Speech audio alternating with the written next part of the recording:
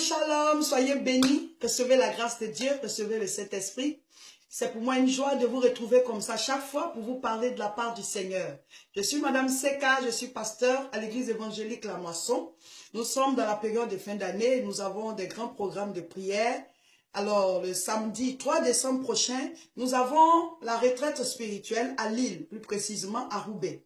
Vous nous écrivez, vous allez sur ma page Réseau International Richesse ou bien une autre page Seka Olga et vous cliquez là où ils ont mis contacter, vous m'écrivez et je vous donnerai toutes les informations pour la retraite spirituelle. Alors, nous avons encore 2 ou 3 retraites avant la fin de l'année.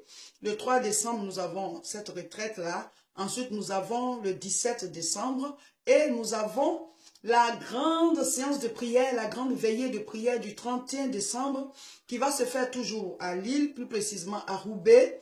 Et nous allons commencer à prier à partir de 21h30 jusqu'à 6h30. C'est dénommé « Venez prendre les portes de l'année ». Vous savez, il y a une porte pour chaque chose.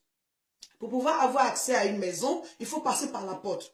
Pour entrer dans un pays, il faut passer par les frontières. C'est les portes du pays. Chaque ville aussi a une porte. C'est comme ça, l'année a une porte. Et il faut que tu entres dans l'année par la porte.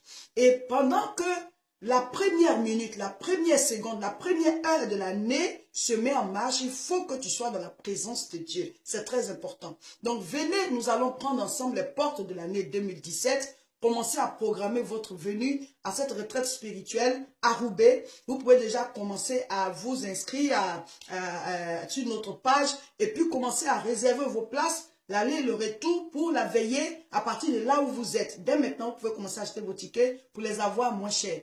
Dieu va se manifester. Vous allez recevoir des enseignements, on va faire des proclamations. Le Saint-Esprit sera à l'œuvre ce jour-là. Donc, la prochaine retraite spirituelle, c'est le 3 décembre. Ensuite, nous avons le 17 décembre et nous avons le 31 décembre pour la veillée qui va nous faire entrer dans la nouvelle année. Que Dieu vous bénisse.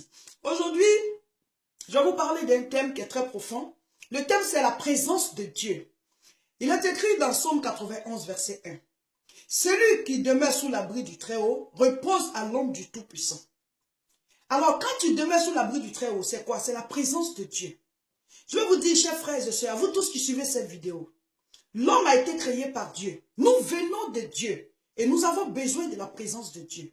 C'est comme les œufs qui viennent de la poule et ces œufs-là doivent être couverts par la poule. Et quand ces œufs sont couverts par la poule, la chaleur de la poule fait que les œufs, le jus qui est à l'intérieur, le jaune et le blanc, se transforment au fur et à mesure et le poussé qui doit être produit, il est produit et ce poussé-là casse la coquille et il sort.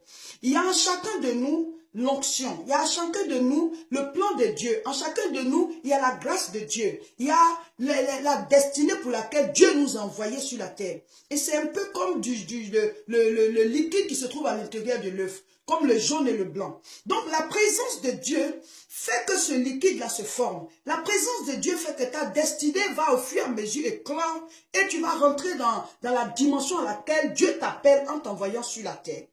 La présence de Dieu, c'est la communion régulière avec Dieu. Il faut que tu puisses développer une relation personnelle avec le Seigneur. Quand nous sommes à l'église et que nous prions, c'est bon. Nous prions ensemble, Dieu nous voit. Mais à part cela, il faut que toi-même, tu aies des temps de rencontre personnelle, des temps de méditation, des temps où Dieu te parle et où tu parles à Dieu. Et il faut que ce que tu reçois de Dieu, que tu l'appliques chaque jour, c'est ce qu'on appelle l'obéissance. Et la Bible dit quoi? Que l'obéissance vaut mieux que le sacrifice. Il y a beaucoup de personnes qui n'aiment pas obéir à ce que Dieu dit. Le Seigneur dit de faire ceci, ils ne le font pas. Ensuite, ils s'en vont se repentir. C'est ce qu'on appelle le sacrifice. Tu n'acceptes pas, tu ne fais pas ce que Dieu dit. Après, tu t'en vas demander à ce que le sang de Jésus lave. Oh Seigneur, pardonne-moi. C'est pas mauvais. Mais la Bible dit, l'obéissance est mieux que ça.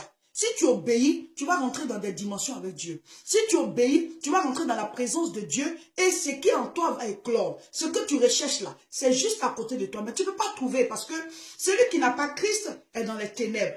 Il dit, si quelqu'un me suit, il ne marchera pas dans les ténèbres, mais il aura la lumière de la vie. Amen. Parce que lui-même, il est la lumière de ce monde. Donc, il y a la lumière et puis il y a la lumière de la vie. Quand tu es dans la présence de Dieu, quand tu as une vie de prière régulière, quand tu rencontres Dieu, les bénédictions qui sont à toi, tu rentres dedans.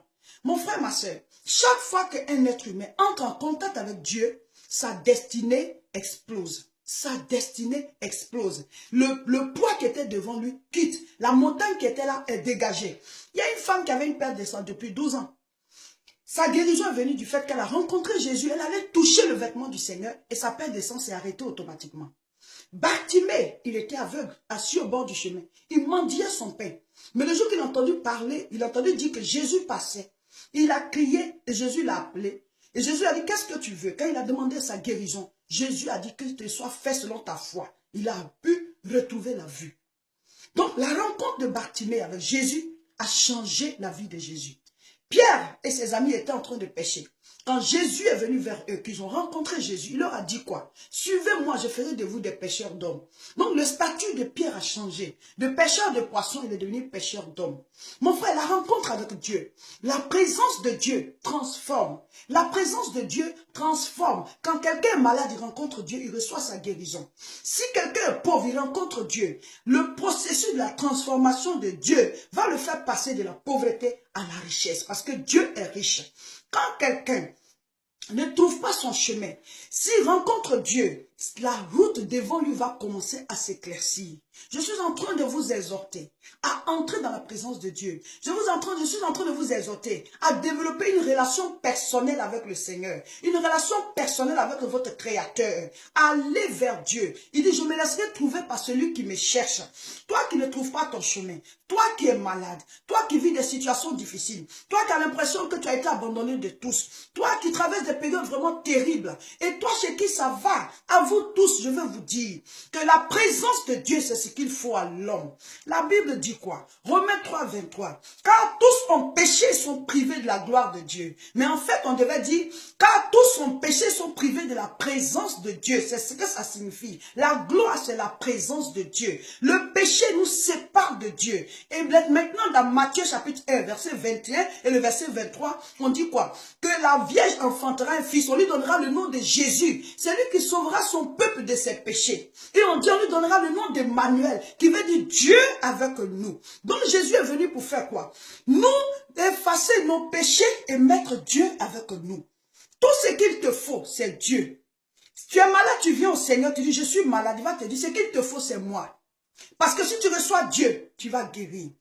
Si tu n'as pas de travail, tu viens vers Dieu, tu dis Seigneur, donne-moi du travail. Il va te dire, ce qu'il te faut, c'est moi. Ce n'est pas d'abord le travail, c'est moi Dieu. C'est Dieu qu'il te faut dans ta vie. Si tu reçois Dieu, tu vas avoir le travail. C'est pour ça qu'on a dit, cherchez d'abord premièrement le royaume et la justice. Et toutes les autres choses vous seront accordées. Cherchez d'abord le royaume. Et le reste va venir. Ce qu'il te faut, mon frère, ma soeur, c'est Dieu. La présence de Dieu dans ta vie.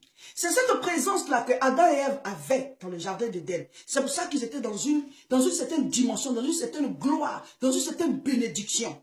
Mais quand on s'éloigne de Dieu, quand le péché vient faire obstacle entre nous et Dieu, alors la misère, les maladies, la mort, la souffrance, toute autre chose vient s'installer. Parce que l'absence de Dieu installe les ténèbres. Parce que Dieu, c'est la lumière. C'est Dieu qu'il te faut. Dans la présence de Dieu, le faible devient fort. Dans la présence de Dieu, celui qui est mort, il ressuscite. Lazare est ressuscité. Parce que Jésus est arrivé. Il y a le fils de la veuve de Naïm, on partait l'enterrer. Mon frère, quand Jésus est arrivé, il a arrêté le cortège et il a dit à l'enfant de se lever et l'enfant s'est levé. Mon frère, si Jésus vient à tes funérailles, on ne va plus t'enterrer. On ne va plus t'enterrer. Même si on t'enterre, on va te déterrer. Mon frère, ma soeur, Jésus-Christ, quand tu rentres en contact avec lui, la présence de Dieu, l'Esprit de Dieu transforme ta vie. Si vous êtes fatigué, vous cherchez votre solution, je vous le dis, c'est Jésus-Christ. C'est lui qui donne la stabilité à l'âme. C'est lui qui donne l'équilibre. Sa parole est comme une épée qui sépare esprit et âme et moi les jointures. C'est lui qui peut rentrer dans tes songes et chasser l'esprit de mort. C'est lui qui peut rentrer dans tes rêves et te délivrer de ceux qui te poursuivent. C'est lui qui peut te libérer dans les coins les plus reculés de ton âme où tu es poursuivi en cachette. C'est lui qui peut te sortir de ce puits où tu te trouves, comme Joseph qui était dans le puits. Mon frère, ma soeur, la présence de Dieu, c'est ce que je vous conseille en cette fin d'année. Venez, on va prier, que Dieu vous bénisse. Partagez la vidéo afin que tous vos amis sur Facebook soient édifiés. Aidez-nous à faire l'œuvre de Dieu. À la prochaine.